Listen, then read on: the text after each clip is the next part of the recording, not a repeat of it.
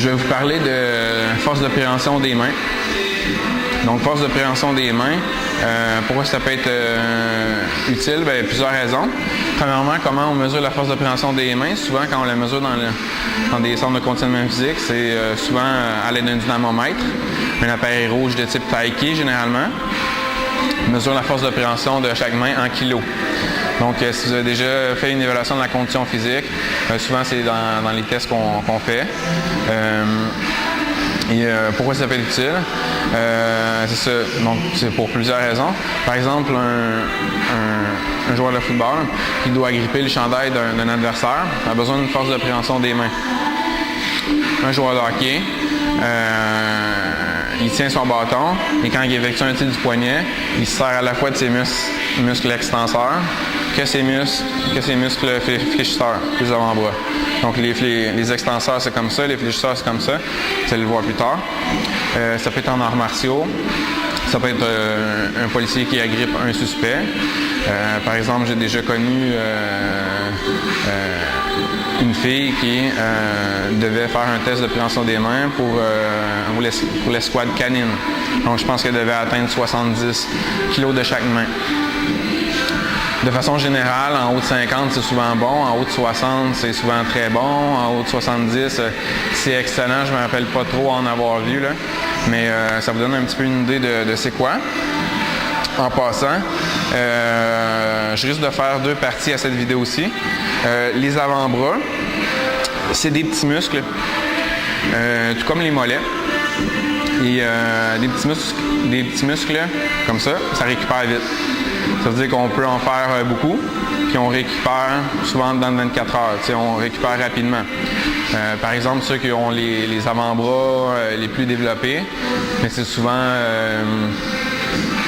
par exemple, les mécaniciens. Donc, je donne un exemple. Là. Donc, à chaque jour, ils utilisent leurs avant-bras, leurs poignets, etc. Puis, c'est ça. Donc, par exemple, au niveau des mollets, ceux qui ont les mollets le plus développés, c'est souvent les joueurs de soccer, ceux qui font du ski alpin, c'est une observation personnelle, là, mais en tout cas, je suis peut-être dans l'erreur, mais les gens en surpoids. Parce que les mollets sont impliqués dans la marche. Quand on marche, les mollets sont impliqués.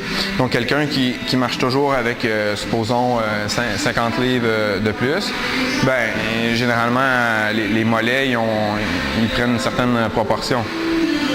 Donc, c'est sûr qu'avec la perte de poids, ça diminue. Mais des fois, la personne reste toujours avec des bons mollets.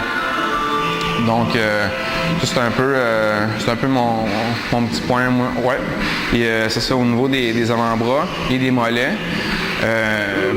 pour un peu les raisons que j'ai mentionnées, ça prend beaucoup de volume quand même pour augmenter, pour que ça grossisse. Là.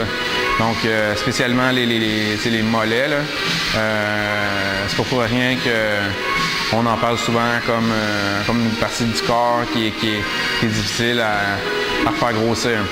Donc, souvent on veut que le mollet soit à peu près de la grosseur de notre bras.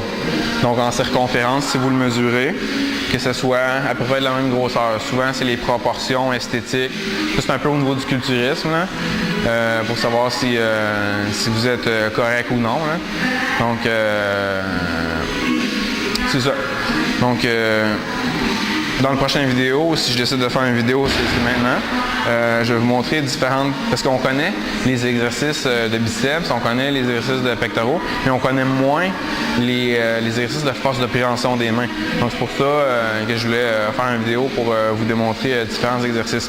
Parce que la force de préhension des mains, ça dépend d'une co-contraction entre les muscles extenseurs et les muscles fléchisseurs de l'avant-bras.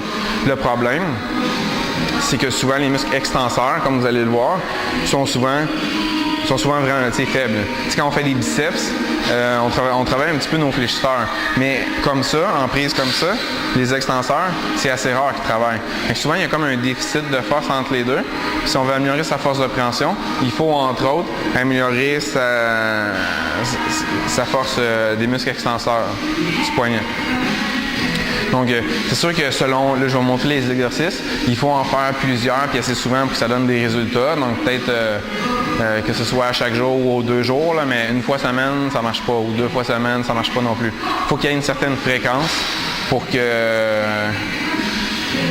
ça, c'est un petit peu en lien avec le système nerveux, là, mais je ne veux pas compliquer pour rien. Là. Mais quand on veut améliorer quelque chose vraiment, des fois, le faire souvent, ça peut aider. Là. Donc, et c'est ça, selon les recherches, s'il y a quelqu'un qui ne me dérange pas si quelqu'un veut m'envoyer un courriel et m'éclairer là-dessus, mais selon les dernières recherches, là, les mécanismes exacts pour le développement de la force de préhension sont encore pas totalement connus. Là. Donc, ça prend plusieurs exercices, puis c'est dur de dire que fais tel exercice, puis c'est sûr à 100% que ça améliore. Ça prend une variété, puis ça prend, c'est ça. Donc, je suis pas, je dis la vérité là.